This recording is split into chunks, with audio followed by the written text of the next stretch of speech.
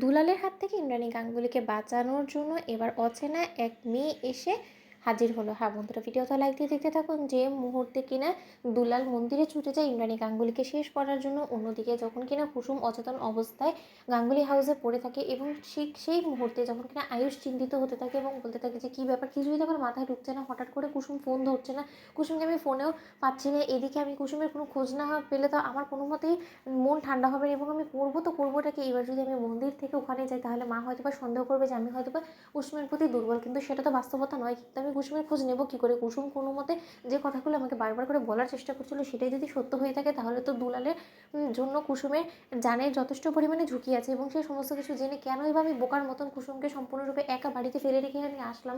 আয়ুষ, তোর একটু সাবধানতা অবলম্বন করা প্রয়োজন ছিল। ঠিক সেই মুহূর্তে যখন কিনা দুলাল বাড়ি থেকে চলে যায় এবং কুসুমের যখন কিনা একটু একটু করে সেন্স ফিরতে শুরু করে দেয়, ঠিক সেই মুহূর্তে কুসুম বলতে থাকে যে আমি মৃত্যুর সঙ্গে পাঞ্জলির বা যাই হয়ে যাক না কেন, আমি কোনো মতে দুলাল বাবুকে দেবীমার কোনো ক্ষতি করতে দেবো না।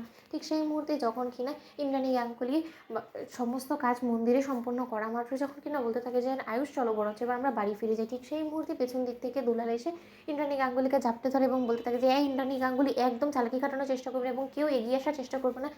ঠিক সেই মুহূর্তে যখন কিনা আয়ুষ এবং ঈশান চিৎকার করে ওঠে এবং বলতে থাকে যে দুলাল, তোমাকে তো আমার মায়ের রক্ষা করার জন্য রাখা হয়েছিল, তুমি আমার মায়ের বিশ্বাস ভঙ্গ করে এরকম একটা কাণ্ড কী করে ঘটাতে পারছো বলো তো দুলাল। ঠিক সেই মুহূর্তে দুলাল বলতে থাকে যে একদম চোপ, কেউ চালাকি খাটানোর চেষ্টা করবে। তোরা কি মনে করেছিস বলতো যে আমি এই ইন্দ্রাণী গাঙ্গুলির সেবা যত্ন করে আমি দেবীমা দেবীমা করে আগে পিছিয়ে ঘুরবো? আমি তো রীতিমতো এই বাড়িতে ঢুকেছিলাম তোদের এই মাকে শেষ করে দেওয়ার জন্য। ইন্দ্রাণী গাঙ্গুলি, তোমার বড্ড বেশি অহংকার, তাই না?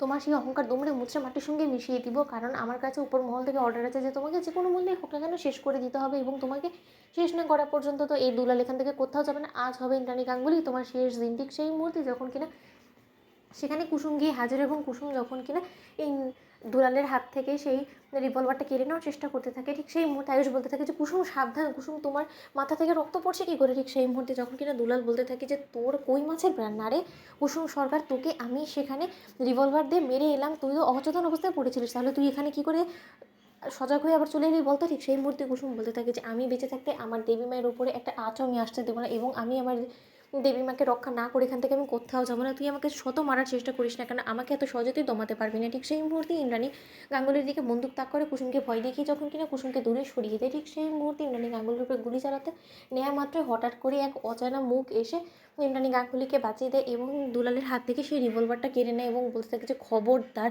আর একটা ট্রিগার প্রেস করলে আমার থেকে খারাপ কেউ হবে না। ঠিক সেই মুহূর্তে ইন্দ্রাণী গাঙ্গুলি অবাক দৃষ্টিতে তাকিয়ে থাকে সেই মেয়ের দিকে এবং বলতে থাকে যে তুমি কে, যে কিনা আমাকে এই সময় বাঁচালে। তো বন্ধুরা, লাইক এবং শেয়ার করে সাবস্ক্রাইব করতে ভুলো না।